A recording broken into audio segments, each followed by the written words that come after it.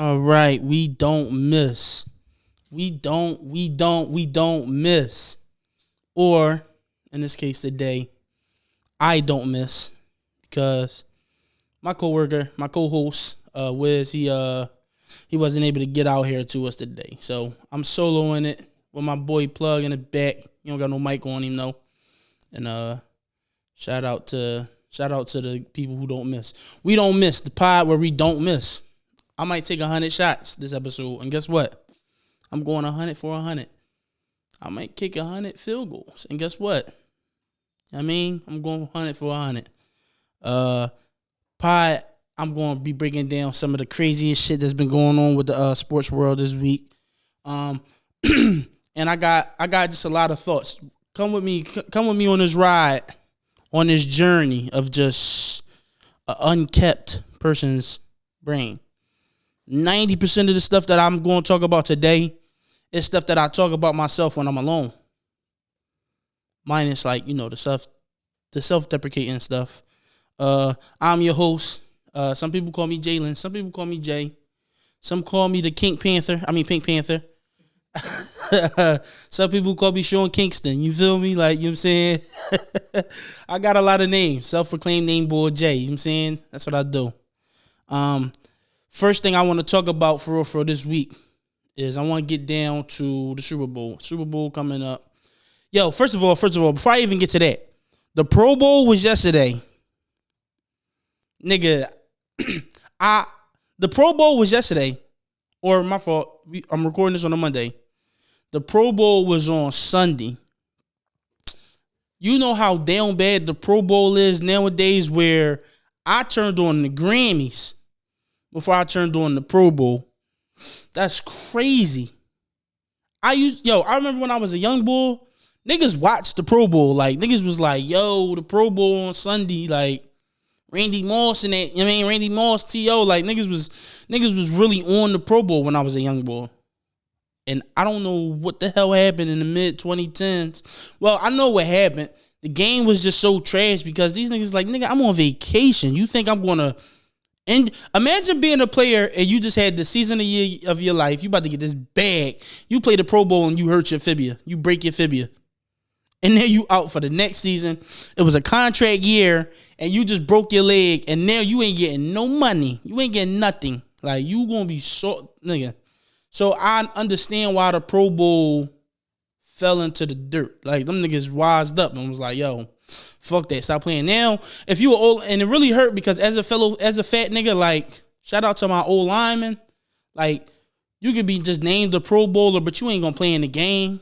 And granted, I know you probably don't want to play hard in the game, but it's damn, we gonna be represented. That shit is a flag football tournament nowadays. And in games, they turned the Pro Bowl into a Nickelodeon live action game show. They turned that shit into Surge. What was it called? Brain Surge? They turned the Pro Bowl into Hole in the Wall. That shit is ridiculous. Shout out to the niggas who know what Hole in the Wall is. Cartoon Network. You know what I'm saying? That was my shit back in the day. But the Pro Bowl was yesterday. You know what I like more about not the Pro Bowl is all the festive shit that went around it. And what I mean by that is me being a Giants fan. Like I said, every time I talk about football, I'm gonna be making references to the Giants, just because I'm a huge Giants fan, right? But so this was the funniest shit about the Pro Bowl to me. So if you ain't see it, Eli Manning, niggas know who the boy Super Hot Fire is, right? That's the nigga who was beep boop, bada bing boom boom, and then all his niggas go crazy and they go, oh, and then he got the meme where he this, and then he just fall back in the crowd. So Eli Manning did he did his rap battle against him. And this was my favorite thing that emerged from the Pro Bowl. I'm gonna play it on the mic. I'm Eli Manning. I'm nice. Tom Brady's the GOAT. Sight, I beat him twice. Hold it back.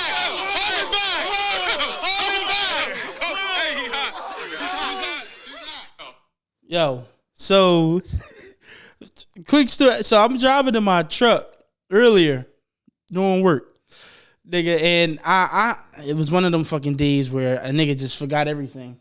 So I left my charger home and I left my earbuds home. Usually when I'm at work, nigga, I be in that truck, I got that earbud in, I be blasting music, shuffle all day, listen to some pods, some sports shit, some, you know what I mean, whatever. So I couldn't do that. So really, it was a dangerous day, nigga, because I'm driving and I'm scrolling on my phone the whole time, for real. But I come across the joint where Eli Manning talking his shit. And I was just like, and like, I just got like a sense of fucking pride so tough in that fucking truck. I'm watching that shit. I'm like, yo, we really, like, that's your GOAT. Niggas really hated Tom Brady. I was indifferent. I ain't really care about, boy, who is he? You know what I'm saying? Because, nigga, we 2-0 against that man, right? But the most important thing that I want to talk about is I saw niggas in the comments going crazy on Eli. Nigga, they were, oh, you a 500 quarterback. You were trash. You led the league in interceptions however many times. You only made the playoffs like 3 times in your career. Like, you got, and they was going wild. And I'm like, y'all saying all valid things, but listen, one thing you're never going to be able to take away from us Giants fans is we really beat that nigga twice in the Super Bowl. I don't care. Yo, he was a bad quarterback. Okay, 2-0. Oh, well, he led the league in interceptions. David Tyree, Mario Manningham. Nigga, what is you talking about? Fuck is you talking about? Like, this is what we did. Fuck is you talking about? Right? So, you get all these things from the fucking Pro Bowl, and the shit, like, you get more extracurriculars than you actually do from the game. And all I'm saying is, like, that shit kind of make me sad a little bit. I said all that to say that shit made me sad. It made me sad because I'm like, damn, bro, I want to see the best. Like, I want to see Tyreek Hill go against fucking, I want to see Tyreek Hill go against fucking, well, he not in the game, but Ladarius Sneed, Jalen Ramsey. I want to see the best of the best go against the best of the best. That shit really nutty. That's like, it really is ass that them niggas not playing each other, bro. You know what I'm saying? So, I said Ladarius Sneed, he in the Super Bowl. I want to talk about the Super Bowl. I got Chiefs over the Niners. Replay of the 2020 Super Bowl. I see a lot of niggas like, why Cam Newton got such a hate boner for Brock Purdy? And then he doing the thing where he's doing the thing that, I don't want to call him a hater, but as a hater, I'm going to just let you know that this is a prime hater tactic. He doing the thing that haters do when they give hating ass criticism of a player that is objectively true. But 2 things can be true. I can say, just like with the Eli Manning shit, I can say, yo, Eli Manning led the league in interceptions X amount of times. He's a 500 quarterback. He only made the playoffs 3 times in his career, or 4 times in his career, whatever it is. Like, all of those things is true. But it'd be about the timing. Why bring these things up that are objective truths at the pinnacle of my career? That's where the hate come in. Because, and then for you as a player who, you know, you made the Super Bowl once and you were an MVP and you were undoubtedly better than Brock Purdy at your best, but it's not like you were a flawless quarterback. And to bring up things, and then also too, when you bring up truths in juxtapositions to praise. So, like, if a nigga say, yo, Jay, you fly as shit, like, yo, you really wearing that outfit, and somebody say, yeah, but you got your black and your jacket don't match the black in your pants. Yeah, that is true. Shut up. Don't you say nothing watching this fucking video. But that may be true, but it's like, damn, you brought that up at the moment somebody was like, yo, Jay, you wearing that outfit. I'm like, thank you, but now I got to deal with the hate. Now you like, yeah, bro, you is, but like your black and your black not really matching. You got the pink, but the color in the pink in your shoes, they 2 different shades of pink. It's like, yeah, that may be true, but why you bring that up, bro? Why, right when he said I look good, nigga, like that's where the hate come in. Like, yeah, you said a fact, but nigga, why you bring that up right at the moment where a nigga was giving me, you know, props? And that's what I'm saying. That's where the hate come in. Cam Newton, nobody want to talk about how even at the best, even in the prime of your career, you were a 55% completion quarterback, MVP season and all. You know what I'm saying? You were a diesel ass quarterback, you know what I'm saying, who they cannot stop. Red zone offense, crazy in Carolina. You know what I'm saying? They got to watch out for the quarterback draw every time. Fucking CMC, no, that wasn't CMC at that time. freaking I can't remember none of the receivers. Greg Olsen get crazy receptions in the red zone. Fucking because you such a threat, you know what I'm saying, with the run. Like, but if I was to say right at the moment in your best moments of your career, like, yeah, bro, but you still throw 56% completion rate. It's like, damn, bro. So as somebody who, because Cam Newton has received criticism like that in his career. So that's what I'm saying. Like, as somebody who has received that, a lot of times I don't like active athlete podcasts because they be so sparing on players. And what I mean by that is a nigga could objectively have a shitty game.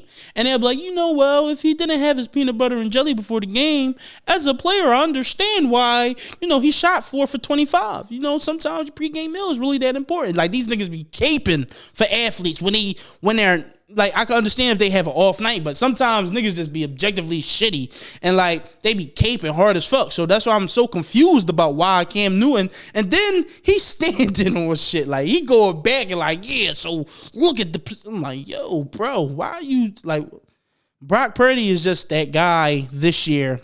Every year in sports, there's a polarizing player. There is like somebody who just completely divides the conversation about him. In like 2016, 17, it was Steph. In 2016, pre-Kevin Durant Warriors, it was Steph Curry. In fucking 2017 and on, obviously it was Kevin Durant. LeBron James has always been like this, so it's not even fair to bring him up because I'm talking about like the person who has their year. And this year is Brock Purdy, undoubtedly. He's either the greatest quarterback that ever lived, that's up there. Niggas were comparing him to Joe Montana. Niggas was saying that he's up there on the level of Lamar Jackson, freaking Josh Allen, Patrick Mahomes. Not Patrick Mahomes. Nobody on Patrick Mahomes, but you know what I mean? Like the upper echelon quarterbacks. And then on the other side is he's a system quarterback, game manager, and he only benefits from the system in Kyle Shanahan, which... We live in the real world. Everything is a gray, is a combination of both sides. He is probably a beneficiary of Kyle Shanahan's offense. No doubt about it. This is the same nigga that took Jimmy Garoppolo to the Super Bowl and was one throw within winning it against Patrick Mahomes. So to completely ignore the notion that he is benefiting from Kyle Shanahan's offense is like ridiculous. It's asinine for real. But then on the other side, don't ignore the fact that this nigga do make plays, i.e. that game against the freaking Detroit Lions in the third quarter where he had 2-3 big scrambles in the end of the third and fourth quarters in the second half, basically, that extended the drive and allowed them to score on those plays and score on those drives. So it's like, he's not the greatest player ever, but he's not just a sole basic, game managing quarterback. He's somewhere in the middle. He's a good quarterback, bro. But all that being said, Patrick Mahomes winning. Patrick Mahomes taking that shit, nigga. I seen a post. Hold on, wait. I gotta find this. Cause I seen a post. I know everybody's seen about the Patrick Mahomes dad bod shit, where they was talking about how his body, like, he got like a little bit of a belly. You know what I'm saying? He got a little bit of a belly, and he a little chunky. Why are we surprised? Like, have you seen what Tom Brady looked like during the apex of his career? Have you seen Peyton Manning run?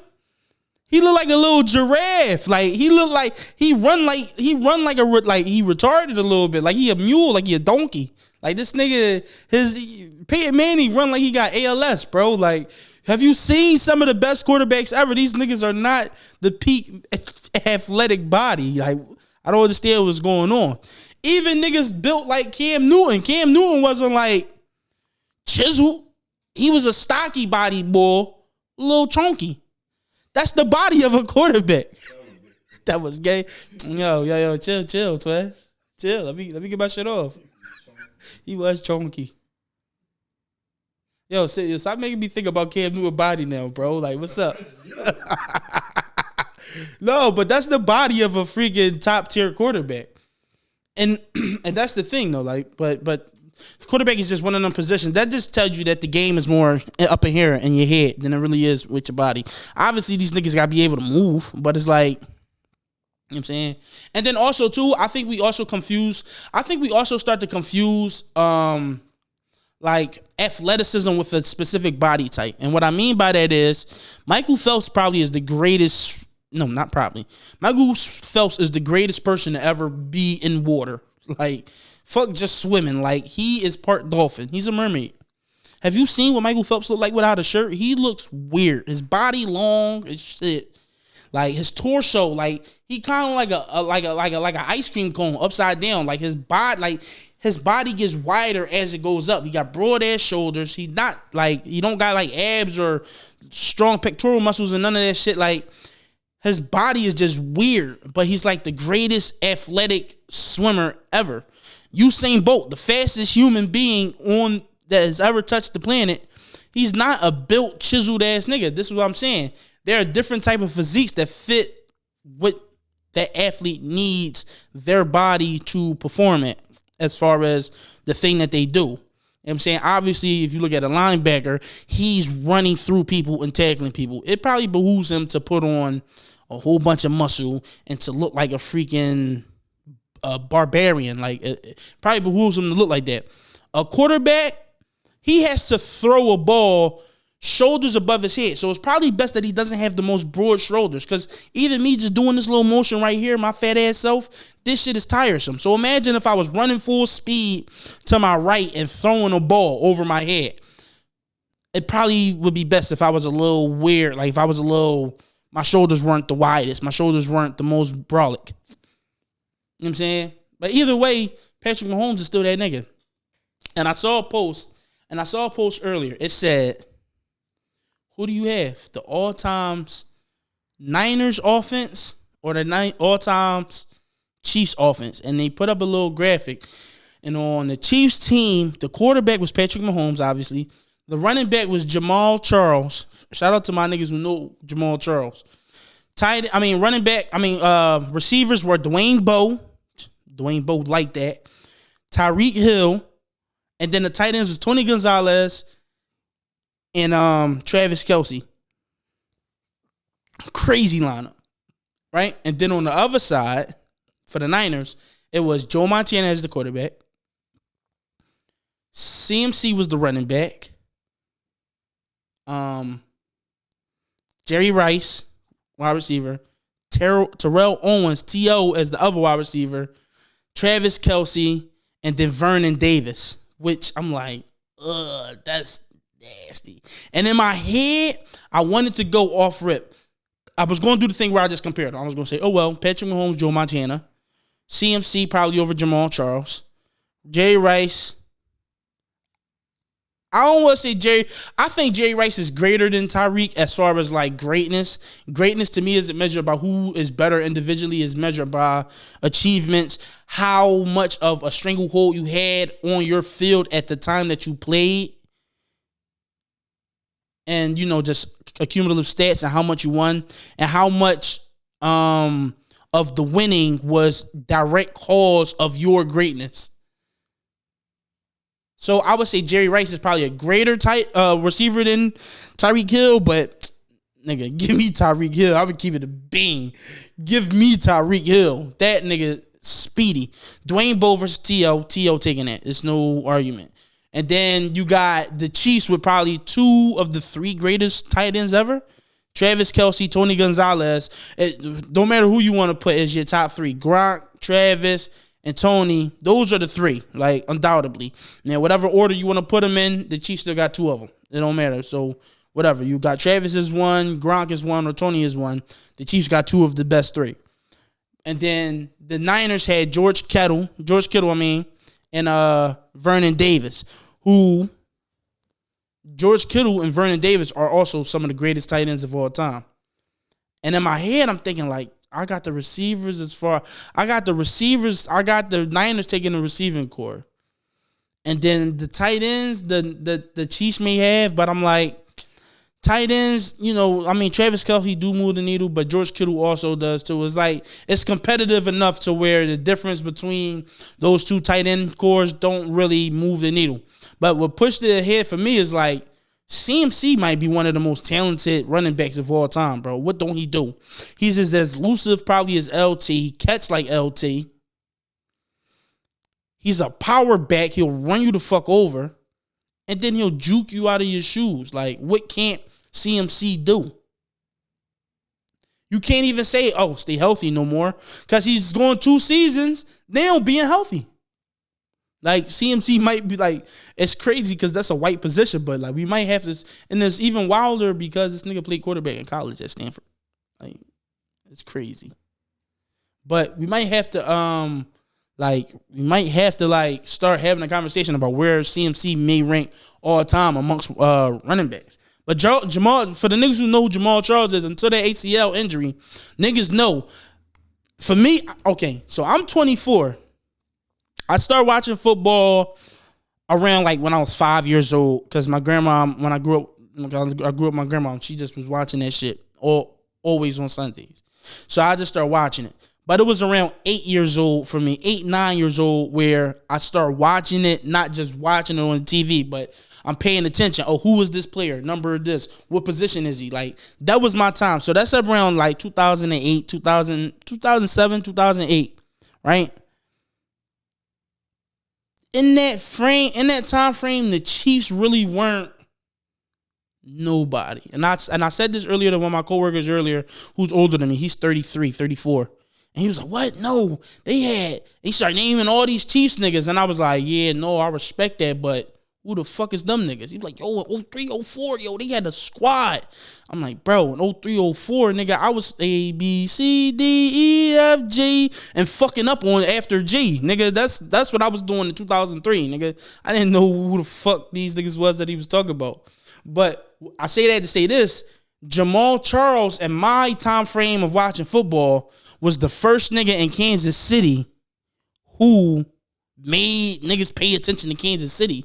I ain't fucking paid. The only time I really paid full-time attention to Kansas City is because as a nigga that lives in Philly, when Andy Reid left the Eagles in, what was that, 2012, I think, 2013, and went to the Chiefs, people in Philly start paying attention to the Chiefs. And even though I am a Giants fan, because I am so surrounded by Eagles fans, I follow everything that the Eagles do. I'll probably watch more Eagles games than Giants games, actually, because, not all Giants games is televised in Philly, but all Eagles games is. But that was the first time in my life that I actually paid attention to Jamal Charles. I mean, to the Chiefs, full time was for Andy Reid. But before that, it was Jamal Charles. I was like, oh, who is this nigga? He tough. So on a running back, CMC probably got it, but Jamal Charles is not no slouch, bro. One of the first, for me, tall running backs that was like 6 feet plus, who was really like that. Because, running back is a halfback. That's a short man position. Or not a short man, but like not a tall nigga. Jamal Charles was one of the first tall niggas I ever seen getting busy. But at the end of the day, I still had to give it to the Chiefs. And the reason I had to give it to the Chiefs is because fucking quarterback is one of those positions that just, if you have a great quarterback, he can just grab a game by the balls and just say, I'm bringing this to the crib. And at the end of the day, even though Joe Montana is a great quarterback, I'm going. Football is one of those sports for me where the newer niggas, I'm going with them. You know what I'm saying? Like the newer niggas, I understand y'all greatness from in the past. Dick Buckus, you know what I'm saying? Reggie White.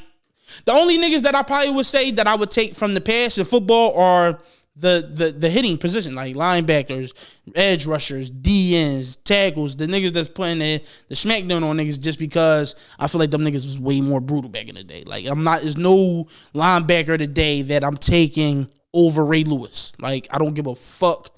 Fred Warner, Ray Lewis. I don't care, nigga. He gonna do his little dance. Like, I'm taking Ray Lewis over. But when it comes to skill positions nowadays and the finesse positions, those guys I would take more from current, no matter what, than the niggas in the past. You know what I'm saying? So, speaking about the Super Bowl, I'm about to divert us for a little bit because I just got a little fun story that I want to talk about. So, I don't know if y'all seen this, but I call Patrick Mahomes football Jesus. just cause like that nigga just is miraculous on that field. But I wanted to bring this up because this shit had me rolling. So Patrick Mahomes Sr. has been arrested for a DUI for the third time. Patrick Mahomes' pop. First of all, Patrick Mahomes' pop, he might be the greatest sports dad since LeVar Ball. Like, Patrick Mahomes' dad, bro, and then it's so fire because he has the same name as Patrick Mahomes. He's a senior. So it's hilarious that it's just a drunken black Patrick Mahomes out here just running amok. He just out here like, yeah, my son is the greatest quarterback ever. Fuck y'all niggas. They just get drunk and driving. Like, that shit not funny because, like, niggas be dying from DUIs and shit. Not the nigga behind the wheel. I never heard of the nigga behind the wheel from the DUI dying. There's always they killing somebody. Like, that shit kind of fucked up. Like, I mean, we need to switch the percentage. Like we need more survivors and more of the niggas doing the DUIs. Get the fuck up out of here. But no, so he got locked up. He got locked up, but this is his third DUI. And his bond, his bail is to be set. Like, it's not set right now. Now, granted, obviously, Patrick Mahomes, he might, just all right, just take that and get my dad out of there. But me, if I'm talking about my dad specifically, I'm letting that nigga sit for a week. Yo, go sit your old ass the fuck down, nigga. I got a lot of shit at stake right now. You know what I'm saying? Not the biggest game of his life, because this nigga done been there 4 times already. Or this will be his 4th time. But it's like, nigga, this is the biggest game of the year.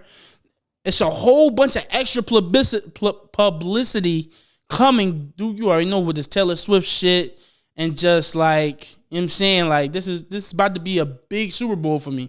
It's a lot that's about to go down. And you out here being drunk. And then we think he was drunk. I'm looking at this picture of him right now. And if you can put this up, this one picture. I'm looking at this picture right now. He got no remorse in his eyes. This nigga smiling. This nigga smiling in his mugshot. I see his eyes. Yo, you let me out. Wait, you thought I acted like this after the fucking AFC Championship game? Let my son win his third. Nigga, these is the eyes of a nigga who about to run over a fucking playground. Drunk off Corona and Modelo. This nigga is about to go wild. So if I'm Patrick Mahomes, yo, Pop, you guys sit in that joint for the, yo, Pop, you guys sit. You know how Patrick Mahomes talk. He sound like a fucking frog. Hey, Pop, you guys sit in this joint for fucking like a frog. I hate Patrick Mahomes, but I love him. And he got green eyes, so it just made me think, yeah, this nigga is a fraud. But yeah, I'm making my dad sit down for a week, bro. Cause like all my greatness, my shit'll get tainted if you get drunk or high and you kill somebody. We already got my little brother that was sexually assaulting, waitresses and shit. Niggas thought we forgot. No, Jackson Mahomes was a nasty bull. You know what I'm saying? Patrick Mahomes got a great PR team because they was talking about that shit crazy when it was happening. Haven't heard about it since. But guess what? You have a very small podcaster from Philadelphia talking about it again. Don't let this shit blow, because now it's back in the zeitgeist, nigga. What the fuck is you talking about? I'm such a bad person. But yo, that's enough of football for right now. No. This is the last thing I wanted to talk about. I was talking to one of my coworkers earlier, and he was like, yo, bro, this all season about to be crazy in the NFL. And I wish I had the list that he had, because he did the thing where I act like I'm interested in what you say, and then you respond. But he did the thing where your response was too long. Cause I was like, he said, yo, the off season about to be crazy. It's mad people as free agents this year. I said, I wasn't really paying him no mind, but I was just trying to entertain him, just to give him enough like interaction to where he was full off of that, and now he could shut up and not talk to me for like 25 minutes. No, instead of going, instead of giving me the highlights, he said, and Saquon, Saquon gonna be a free agent. You know what I'm saying? This person, Stephon Gilmore, and name like the highlights, the top guys. He found a list with well over 50 people and read the entire list for the next 25 minutes. And I'm sitting there because, like I said, I didn't take my headphones to work with me today. So now the truck that I drive is a diesel truck. So it's already loud as shit. You know what I'm saying? And I got my phone to my ear like this, right? And I barely can hear it. But now on my right side, because obviously on the driver's side, you know what I'm saying, the noise coming from the left. That's why I got my phone to my right ear. But now him on the right side of me, listing these names, talking, and then he do this thing where I can't even ignore him because he double back. He like, you heard me, right? You heard what I said? You want me to repeat it? No, that's why I didn't say nothing to you for the last 10 minutes. You were talking about Jeremiah Owusu-Koramoah, bro. I don't give a fuck about JOK, nigga. Don't tell me about the third fucking best linebacker from the Cleveland Browns, bro. If it ain't Myles Garrett or Deshaun Watson or Joe Flacco, the three most important niggas on that team, skedaddle. Like, don't, you know what I mean? But he did that. And I'm acting like I'm mad now, but I was mad then, but I'm thinking now, like, damn, no, that was a thorough ass list because it was some crazy free agents that's coming up this year. But I got a list of people who got injured this year and kind of fucked up the season. Because to me, this season was like a 6 out of 10. I'm gonna keep it a bean. Like, you know what I'm saying? Anytime my team ain't that good, I lose a little smidge of investment. And the Giants were trash this year.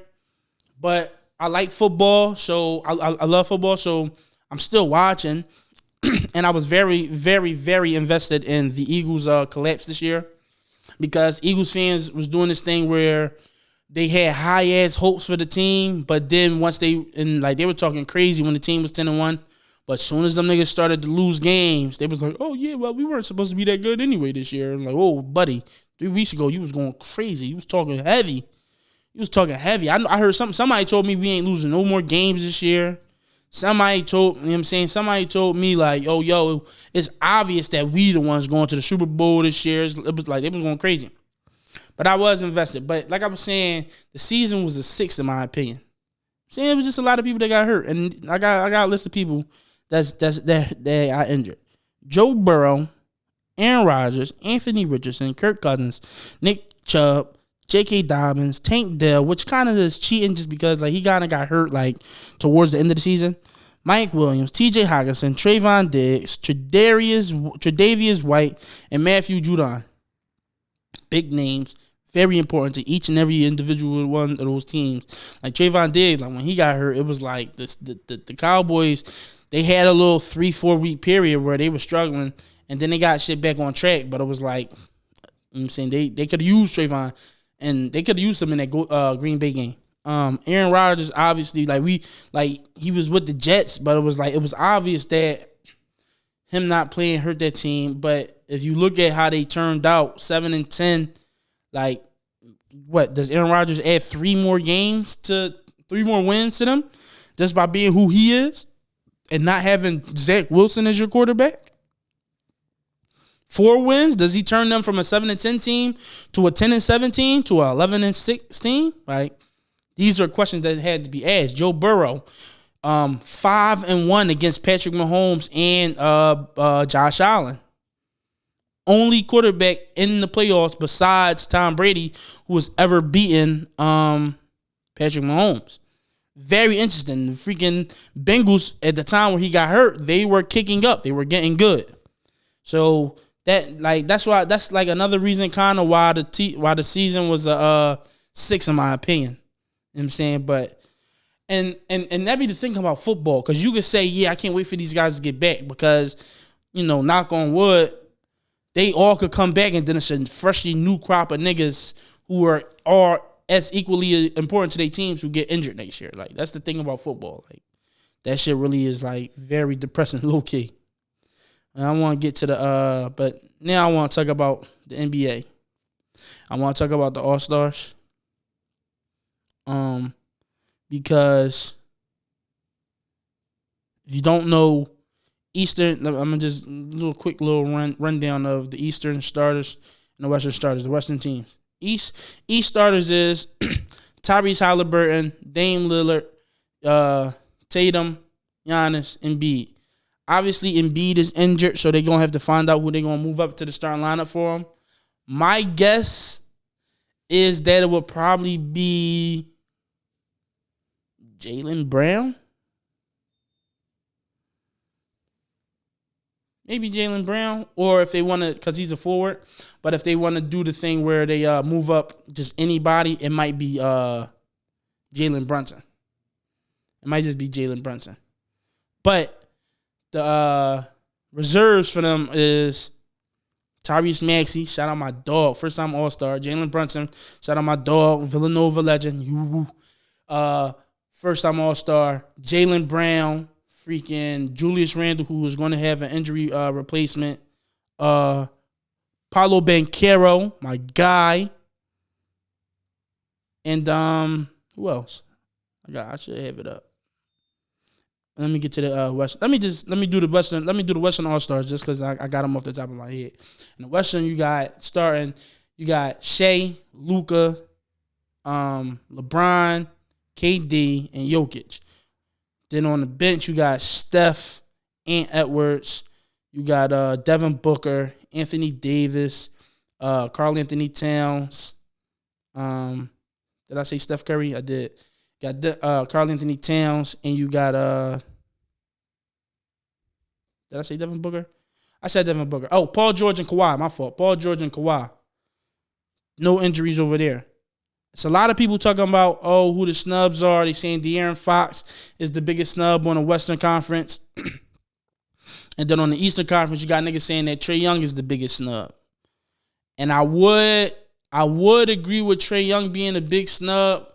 But my thing be like this. Like, if you are a huge defensive liability on your team, and your team consistently, it's not even like this is the one-time thing or they're a few games out. Your team consistently underperforms with you putting up all these big stats. Remember when Bradley Beal was averaging like 32 a game in Washington, but they was ass? This is kind of the same situation. Trae Young, you averaging 26, 27, and 10 assists, second in the league in assists. And you're doing all these great things, but your team is not even a playing team. And then it's not even like, his team is trash. He's holding up bums on some LeBron Cleveland shit. No. DeJounte Murray is a previous all-star caliber guard. Jalen Johnson playing amazing in his sophomore season. You got Clint Capella, a consistent rim-running center who will block shots, catch lobs. You got niggas on your team that would, make for good team building. And you can't blame your coach because you got Quinn Snyder, previous coach of the Utah Jazz, who even though they never made it out the second round, but they consistently number one team in the Western Conference. Like, you got Quinn Snyder, a great coach. And you, as the leader of your team, is consistently underperforming. You had the 1 year where you upset the Sixers and you went to the Eastern Conference Finals, but your team just ain't that good. And then they got the thing where they do is half the votes count as fan votes. So the fan votes count as half of the percentage of how you get into the All-Star game. Then it's the media broken up to 25, and then the players broken up to 25. You got players who don't like you because you talk like. And granted, this shouldn't be a reason why players don't like you. I mean, it shouldn't be a reason why you don't make it to the All-Star game. But just consider this. Niggas, if niggas don't fuck with you, guess what? Listen to this. If we were in a club and we were choosing every year niggas to come into the club, and it's the one bull, I'm like, he thorough, yo. Like, he pull bitches. Like, he be doing his thing. I fuck with bro. He coming with us. He coming to the club. And then it's another bull. He is flyer than the nigga we just introduced to the club. He pour more holes than the nigga we just introduced to the club. And the shorties that he bring into the club is better. But guess what? My man say he don't fuck with him. My man like, I don't fuck with his vibe, bro. And he kind of stink a little bit. So guess what? That nigga not coming into this club. Bye. No. Yo, all the hoes saying they want him. Word. No, but my man over here who we brought, he still brought in some gamins though. He still brought in some hoes though. Like he got it jumping. They not what he got, but he just a vibe, and this nigga stink a little bit. So I'm gonna bring in the nigga who don't stink and got hoes. This is not as bad as his hoes, and just no funk. And that's what Trae Young bring. Like Trae Young got a little bit of that. Yo, he don't play winning basketball stench. Like he got that. He got that. His team never does good stench on him. Like and until he sheds that, in my opinion, and I'm not saying that he won't make All-Star games, because my thing is, this is what I'm saying. If it comes down to the last two of these guys, and he isn't overwhelmingly just better, this is what I'm saying. This is why I use the girl analogies. Because my mans that we did let in, he brought in all 8s and 9s. Yeah, Trae got the dimes and the dime pluses, but a 9 in the club is still fire. And I'm using that as the analogy of Maxey is still scoring 26 a game. You know what I'm saying? Maxey's scoring 26 a game, and he's on, before Embiid got hurt, and I'm going to get to that later, he was still on the third best team in the East. Trae Young, 26 a game, maybe I think 27 a game, more than Maxey, and more assists than Maxey. That's the equivalent of his bitches being better, but his team sucks, and that's the equivalent to him being a little funky. Like, he got that losing team stench on him. And that's why you bring Maxey over to the All-Star game. You know what I'm saying? So niggas always talking about, the snubs, but my question to people who always talk about snubs be, okay, well, who would they replace? And then you go into the Western Conference. I see a lot of people talking about De'Aaron Fox being snubbed, and the Western Conference is like, nah, that shit is lock solid. It's like, oh no, but De'Aaron Fox, he's averaging 28 a game, 27 point something a game, and his team is 5th in the West. It's like, yeah, but he's not like a legacy player. It's like, were you going to seriously put De'Aaron Fox in an All-Star game over Steph Curry? No. Shai Gilgeous-Alexander isn't a legacy player. I get that. But his season is just like objectively better, so much better than anybody else that is like, you can't not put him in the game. Anthony Edwards is probably the only one on the Western Conference where you say, no, well, he's having a better, stat-wise, is better than Anthony Edwards, but it's like, yeah, but he's the best player on the best team in the Western Conference. And his stats are similar, comparable to De'Aaron Fox. So you got to go. And then also De'Aaron Fox, he's known to be kind of like a cool, quirky, kind of cool, like NBA player that guys like. But Anthony Edwards is like a sensation. It's like an NBA sensation. Everybody loves Anthony Edwards. Niggas be watching his interviews. He was in the movie with Adam Sandler. It's like Anthony Edwards is just like a cool guy that niggas fuck with. So of course the fans is gonna vote him over De'Aaron Fox. His stats are similar, and he plays for the best team in the West. See, a lot of times, like basketball fans, when it comes to All-Star shit, they only consider like on-court production or stats or numbers. It's like, no, this is a popularity contest, and essentially what the All-Star game is, it's a popularity contest. So, of course, the more fun, popular player is going to make the team over the guy who may be having a better season than him, but it's just bland. You know what I'm saying? Kawhi Leonard is just like, Kawhi Leonard has officially crossed into that territory of he's so unfunny and uncool that it's funny and cool. It's like, you know what I'm saying? Kawhi Leonard is funny as shit, and he don't do nothing no more. Like, he don't do nothing, but he's the type, if he look at the camera a certain way, you're going to be like, oh, yo, look what Kawhi did. You know what I'm saying? So, you know what I'm saying? Paul George, long-standing NBA player, like, it's fucking hilarious about Paul George. I want to talk about this. It's hilarious how the narrative on Paul George changed. Early in Paul George's career, he was known as a defensive guy. Then he became a star due to Danny Granger's injuries. And I don't want to say carried because that Indiana team was overall just built really well. But he was the best player on that team. Go head to head with LeBron 2 years in a row. Eastern Conference Finals. He break his leg. He come back even better. He goes to Oklahoma City, there for a few years. First year, Melo, him, Russell Westbrook, niggas thought that was gonna be crazy. They lose to rookie Donovan Mitchell in the first round. Whoa, what's up with this? Paul George kind of was ass in the playoffs. Next year, had probably his best season in his career. I think he was third or second in MVP voting. Like, he was really like that. Boom, they lost in the first round to James Harden and the Rockets. Damn, goddamn. Then he leaves and he goes to the Clippers. The year he goes to the Clippers, they talking big shit. Like, I remember Kawhi Leonard had that one commercial where he announced that he was a New Balance, and then he had the little keychain on his in the ignition with the crown on it, symbolizing that he was the king of LA. Clippers talking big shit the whole year. Boom, they lose again. This time they blow a 3-1 lead against Denver. I remember that specifically because the whole NBA world turned on Paul George. Paul George was now, remember playoff P, but they was talking about the opposite of him being good. They was calling that nigga Pandemic P.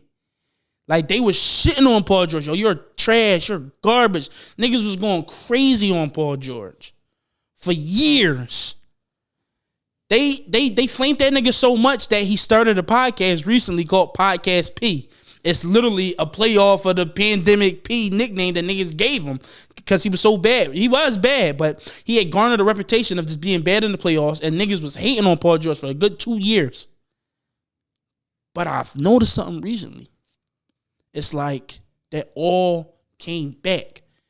If you've been paying attention, like you might see some young niggas where they, most recently Carmelo Anthony's son, Kion, he did a little a sideline interview where somebody was like, yo, who you think is the best player ever? And he was like, oh yeah, Kobe, Paul George. Whoa, what?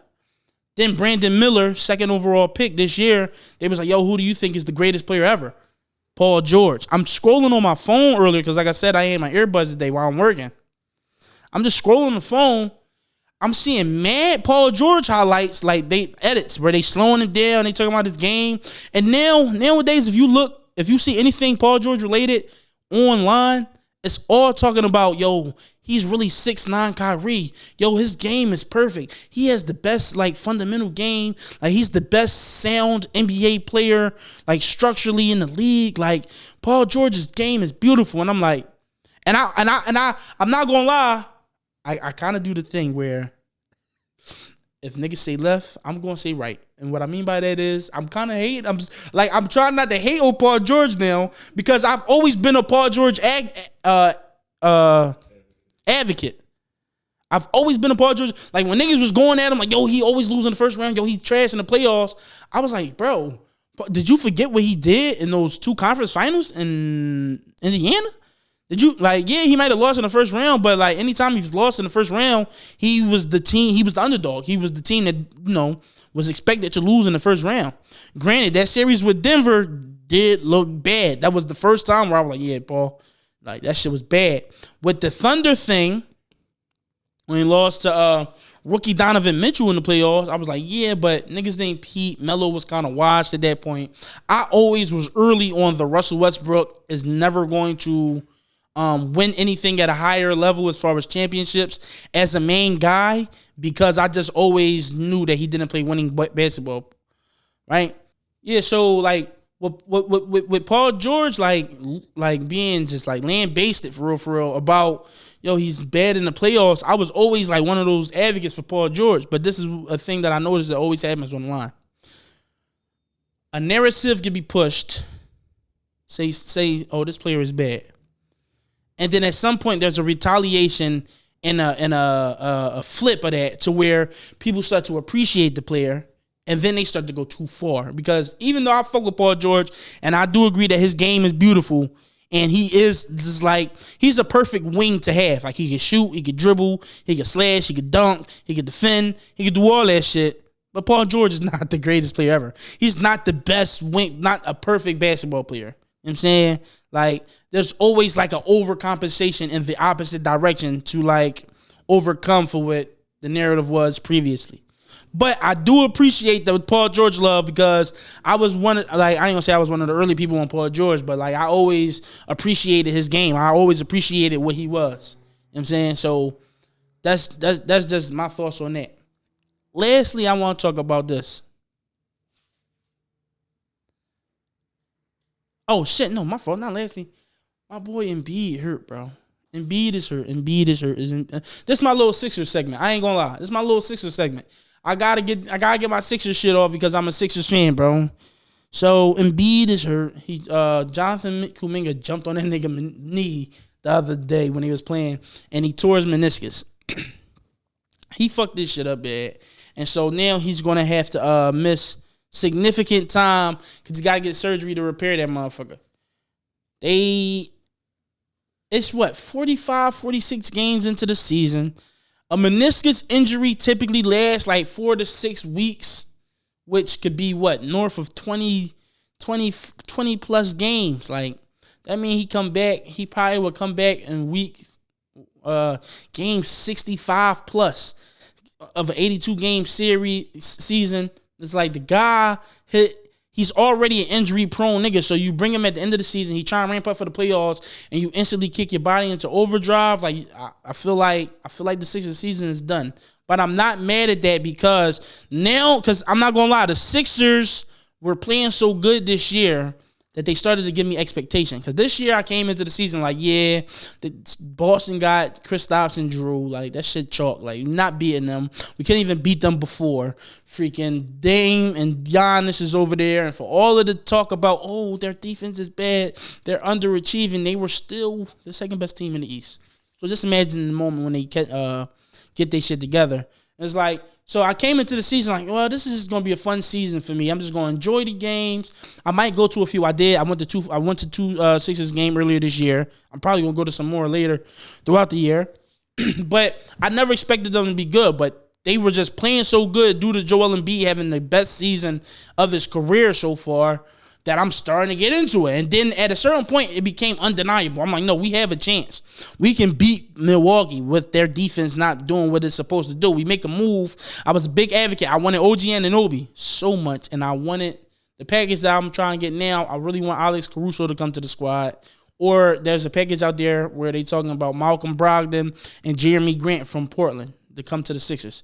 I would love that. You know what I'm saying? But with Embiid out, now the season is probably going to go the way that I thought, where they just going to let Maxey just flourish. He had 51, I think, in the first game Embiid didn't play. You know what I'm saying? Like, he's just going to run him up. He's just going to play really well.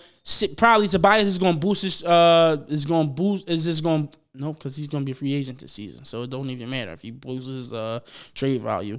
But Tobias Harris is going to play really well. You know what I'm saying? We're going to see what they're going to do. But I'm just looking at this as an opportunity as far as, like, they just – like, you know what I'm saying? Y'all gonna decrease the price on them tickets, nigga, because don't try to charge me $150 if it be not there, nigga. You better up there on that shit to 80. You know what I'm saying? You know what I'm saying? With him being out, hopefully them tickets come down a little bit. I could go to more Sixers game. I could really enjoy myself this year. Like, you know what I'm saying? Grab me a Truly. Niggas don't know about Truly. Niggas don't know about the Trulies. Nigga, I was at the Sixers Indiana game in-season tournament off 2 Trulies. Lit, nigga. I was on the Jumbotron dancing and shit like, nigga. Yo, fucking somebody in the comments from my old podcast, they was like, yo, I seen this nigga on the Jumbotron at the Sixers game. I was lit off 2 Trulies, nigga. That's why. You know what I'm saying? So, yeah, I mean, lower them tickets so I can get to a Sixers game, take my little boo-boo cup out there. You know what I'm saying? Off 2 Trulies, get in my bag. You know what I'm saying? Have a good time. Embiid, don't bring your ass back this season, bro. You're going to fuck your knee up further. Think long term, bro. You know what I'm saying? Like, us as Sixers fans was kind of scared this year because we was like, yo, he don't see the vision for the team. He might ask for a trade. No, the vision is Tyrese Maxey. You know what I'm saying? Let Tyrese Maxey experience the rest of the season as a true number one. He's probably going to go to the play, because we were a 3rd seed, you know what I'm saying? So we got so much, you know what I mean? And the team isn't like awful. So we're going to fall off from, I think we ranked 5th now in the standings. But we ain't gonna fall off too bad to where we miss the playoffs completely. So let Tyrese Maxey enjoy the rest of the season as a true number one. I was a huge advocate for making a move. I wouldn't do anything now. I would just let all our chips play and play to the best of their abilities, get their trade value up. We got mad expirings. And I would probably just trade the expirings, really. Try to get some, if anything. And even if they don't, let them go into the offseason, get them off the books, open up however much cap space. And then we got money to fucking trade niggas in free agency. And to re-sign Tobias Harris, because he's also expiring. You know what I'm saying? Re-sign him to something that's not as much as his deal now. He was making like 39, damn near 40 million a year. Like, I'll probably restructure, try to get something better with that. But let them play the whole year. Let them go off. Let them do their thing. Let them just have fun. Have a fun first round matchup that I might go to just because, you know what I'm saying? I'm trying to get lit off the Trulies again. I'm going to keep it a bean. That was probably my best. We lost that game, but that was my best experience at the Sixers game, nigga. I was a little lit. It was a white family behind me. Like, we was in our bag. Like, you know what I'm saying? We got on the Jumbotron. I turned the rail. High five that nigga. He said, yeah. And like, he was excited. He's like, oh, I got a black friend. You know what I'm saying? Shout out him. But no, like, that's what I would do for real if I was the Sixers. You know what I'm saying? But no, but Embiid being hurt, it was a bummer. It is a bummer. You know what I'm saying? I was upset about that, but I just don't want him to come back and then like potentially fuck his leg up even worse. And then now the next however many years for the Sixers is in jeopardy. You know what I'm saying? and Embiid is starting to get age, bro. Like, he's like 29 now. No, I think he'd be 30 this year. Or if he's not going to be 30 this year, he'd be 29. Point being, he ain't no young Thundercat no more. He's an old African. An old fucking African, you know what I'm saying? But you know what I'm saying? So like so that's one thing I would really do for him. Quick sidebar too. I seen some niggas out there talking about some Kendrick Perkins being one, and we talked about this last week, but the episode didn't come out, so I really want to reiterate this. I see some niggas out there talking about some, Heat need to trade Jimmy Butler. Do it. Do it, because we got 2 first-round picks and mad expirings. Do it. Let him come back to us. Like I said, listen, do it. We know that him and Embiid is good friends. Jimmy Butler would love Tyrese Maxey. Tobias Harris, maybe the only nigga that he don't fuck with. He didn't fuck with Brett Brown. Brett Brown is gone. He ain't fuck with the front office. Them niggas is gone. Maybe Ellen Brand is still there, but he not in charge. We know Daryl Morey running that. Trade him. Go ahead and fuck up your friend. I know it's not even real. It's just impatient fans and dumb fans not realizing what the Miami Heat are as they have been the last 3 years. They are a team who coast in the regular season. They're like a marathon athlete. 100 laps. They're going to be middle of the pack for 80 of those laps. Guess what? Lap 85, them niggas is now full sprint. And by the time you get to lap 97 and it's 3 laps to go, because this nigga coasted those 85 laps, he full speed and he got more energy than you. And you just looking at him and he's right at you, he full tilt, dicking it. That's what the Heat is. The Heat never take the fucking regular season serious. They actually were a playing team last year. They lost their first playing game to the Hawks. And then they almost lost the second playing game to the Chicago Bulls. They were down, I think, like 8 points and like 4 minutes left to go in the fourth quarter. The point that I'm trying to make is you will be foolish to make decisions based off of the production of the Miami Heat in the regular season.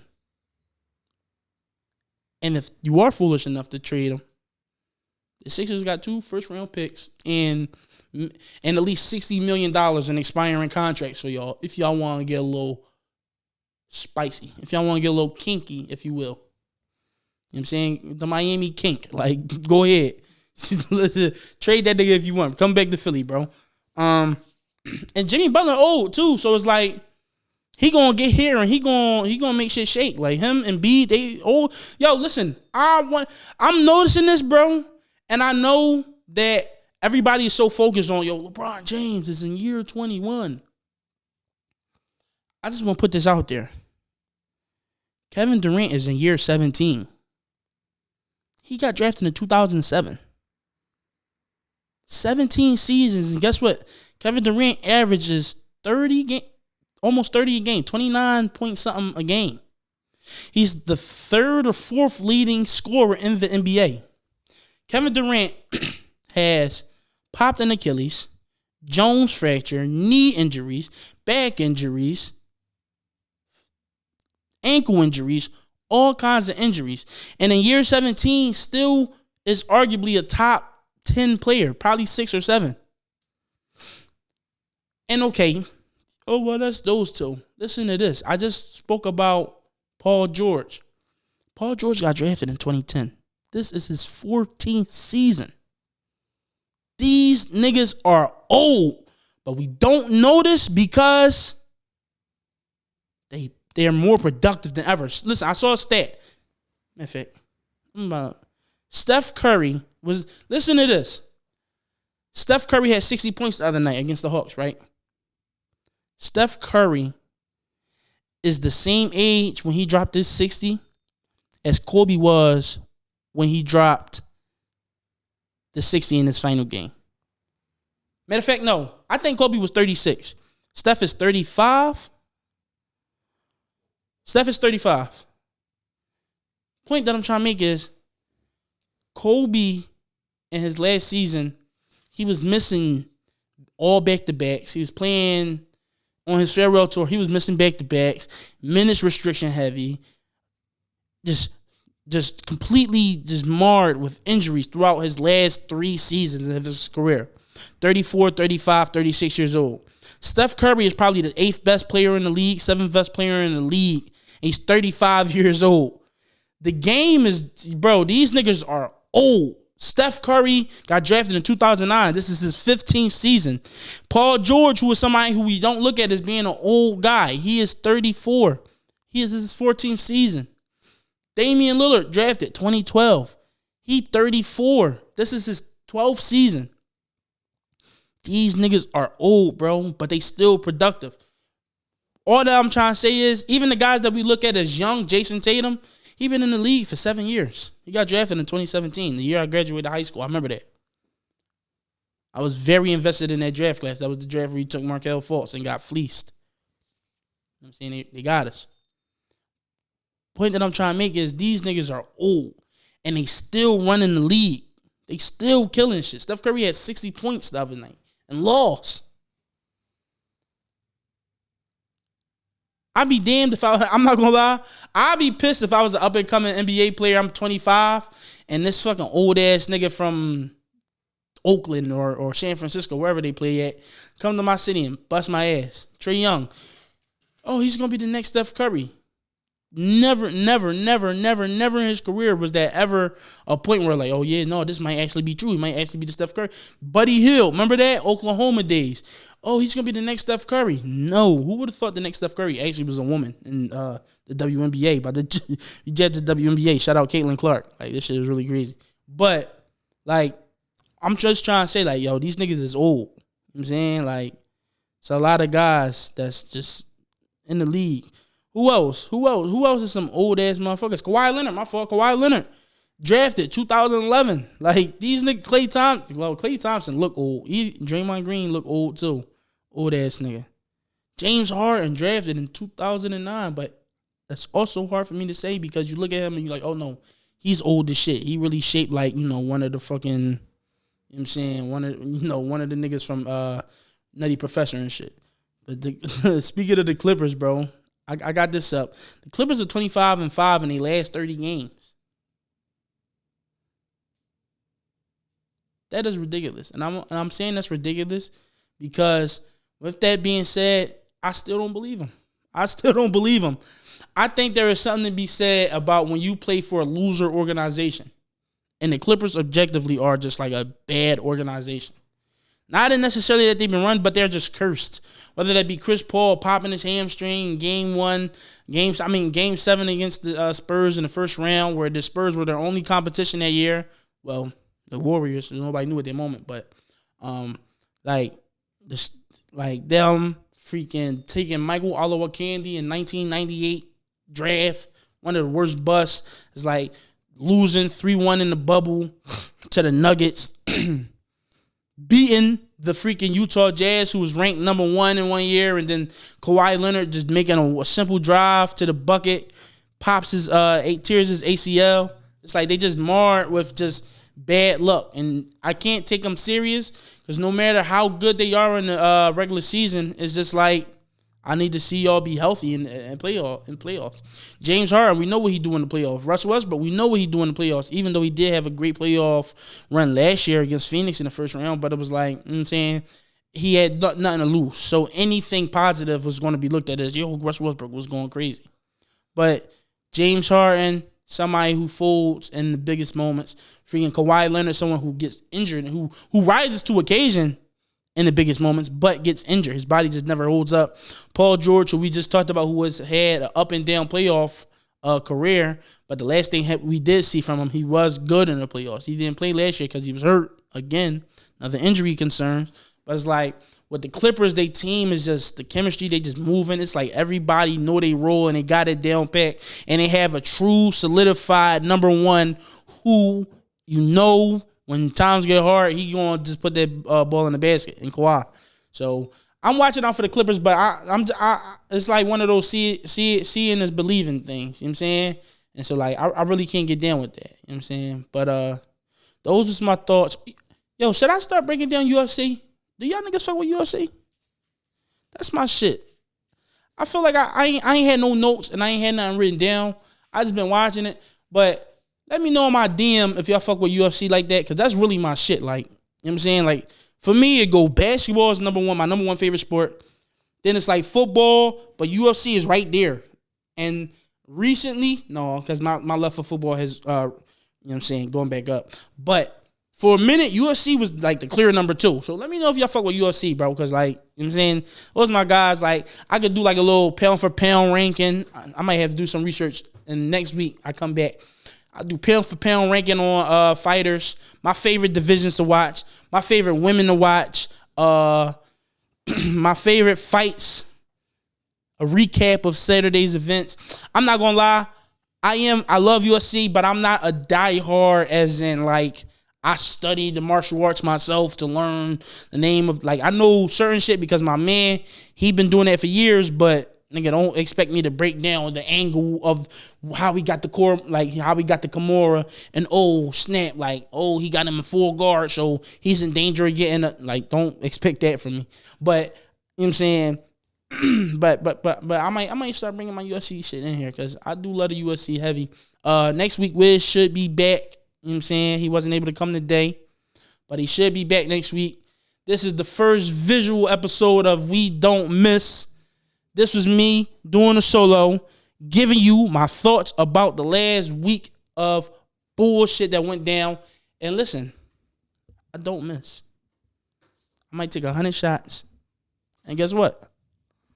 I'm going to shoot 100%, nigga. I might take 100 extra point kicks. And guess what? I'm going to go 100%. I don't miss. We don't miss. I'll catch y'all next week.